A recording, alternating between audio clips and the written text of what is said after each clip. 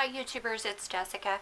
I'm back to share with you my mini album that I made. This is a 6x6 mini. It's made with Prima's Butterfly paper designed by Jody Lee. And I just love the way it came out. I would still like to add a few more tags and maybe a couple pockets or something. And I don't know, I might add a couple embellishments yet, but this is pretty much how it's going to look. There's still like a little few glue things sticking off of it and such, but it's essentially finished. The front, as you see, it has, this is a Recollections bling, and it came with this applique with it. And I just cut it up and then put some more over here, so that way it wouldn't, it would fit on here, and then it would all blend together. And then on the edge of the binder, I just used these little butterflies, and then I like glued down their one wing to make them look like they're, you know, fluttering a little bit. So, okay, and then on the inside, and this is dried paint on my hands, I've been crafting, so on the inside we have, on the front page, is a little lace pocket that has just, you know, your little journal card in from, I believe this is from the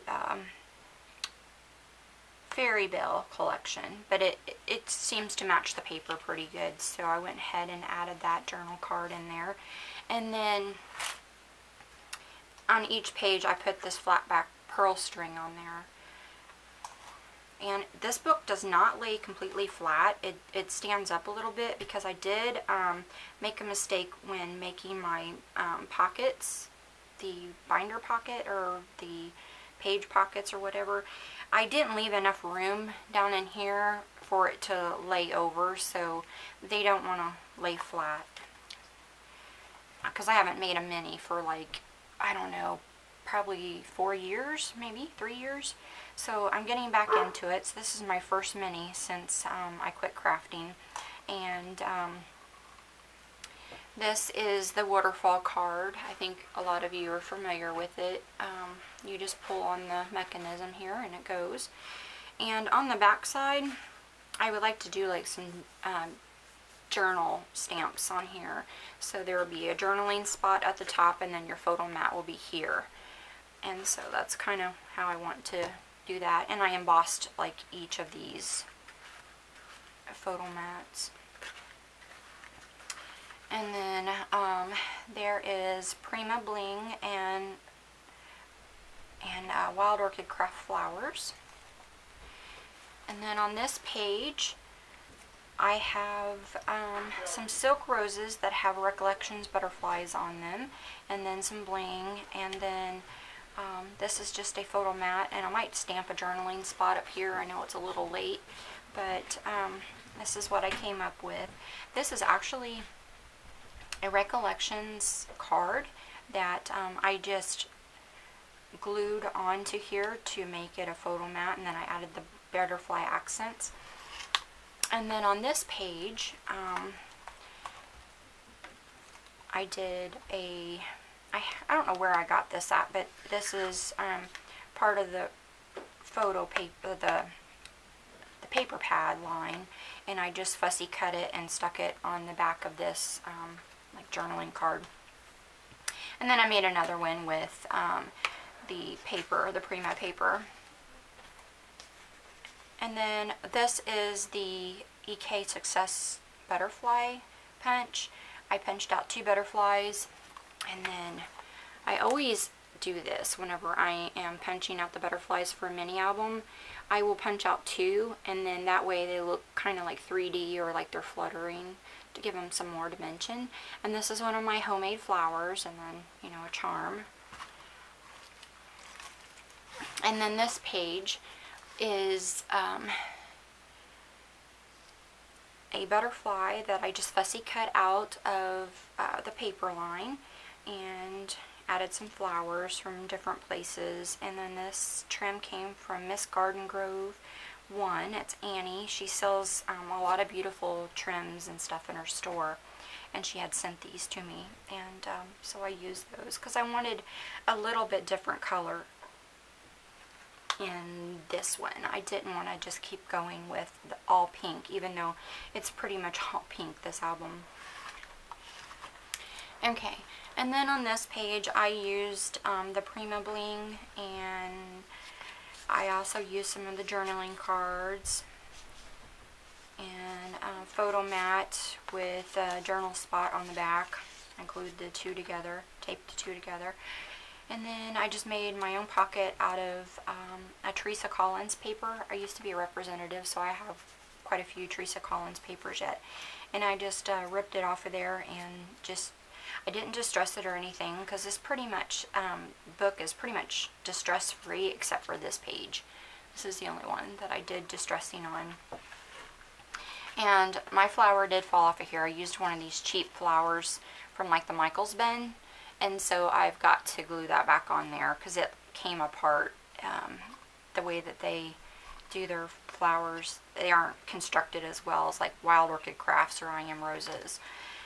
So I just put on a lace doily on here for a photo mat, and then I did a pocket.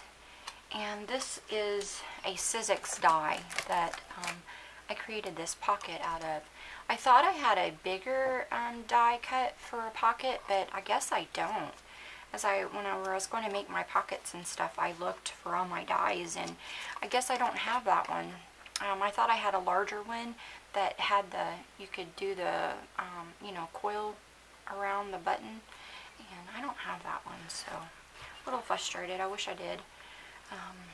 Because I really thought I had it. Okay, and on this page I just put an acetate pocket, and this was an afterthought. I had put these Prima Bling on here, and then nothing would really lay flat when I put it on here.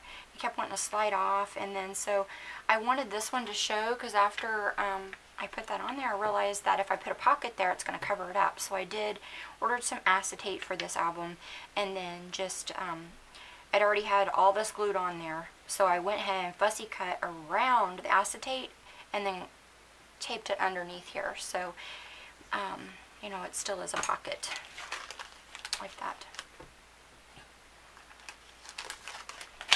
And, of course, I just put one of my charms on here. And this one, I might have to put a smaller tag in here. I put a pocket tag in this page, but it keeps getting bent because it's a little bit too wide. I used the paper that came with it and used the other template for the other tag that I used for this one, because I wanted them all to kind of flow. And so this one here, it just it's too big. It isn't working for this page, so I'll have to do something different. But it'll probably be similar to this, or just some simple tags. It won't be a pocket tag. And so I may put like a little mini book on this page, because I got plenty of room. And then on this page I did another fussy cut butterfly, but this one here I put some bling. I cut up one of those pearl blings, or pearl flourishes, and made a butterfly body out of it to make it look more realistic. And then I got a flourish there into the flowers. Tag, journal spot. And then this page I didn't do much to, because I love the way the paper looks, and I didn't want to disturb that. So I just pretty much left that, and you can put whatever size picture you want in there. I may add some journaling cards or a pocket tag or something like that for this page, but it's not going to be fixed down to where it hides the paper. And then the last page here, all I did was just add this butterfly punch, or added the die for my butterfly punch from EK Tools. And then let me You can see that. I did the same thing with it. Like I said, I always cut out 2 to make it look more dimensional.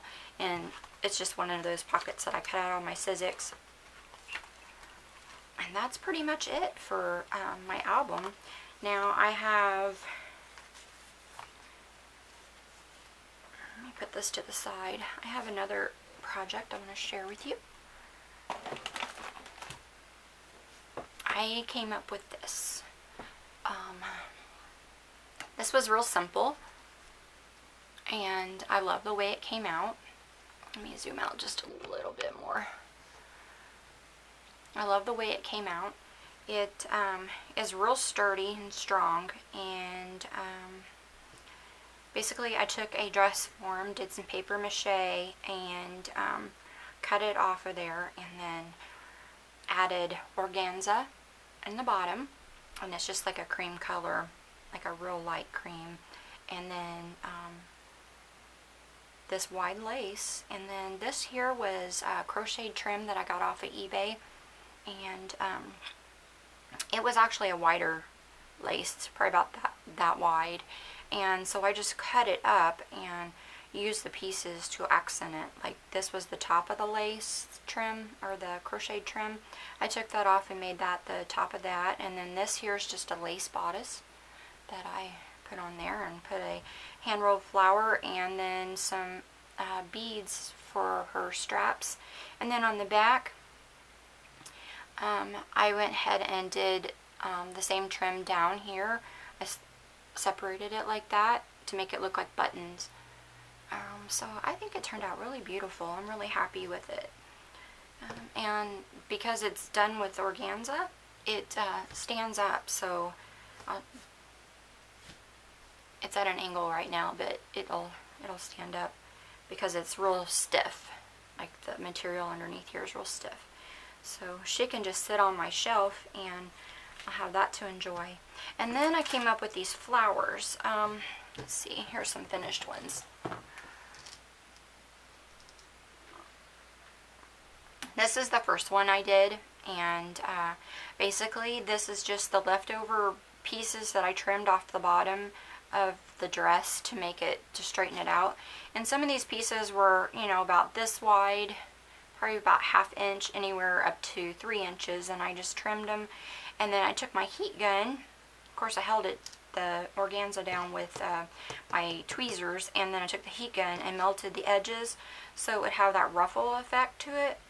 And anything that didn't fit in, like this is kind of sticking out a little bit, I don't know if you can see that. Like I tried to trim all that off to make it a round flower, and then I just popped some lace on the top and the bottom, and then I made 2 more like that.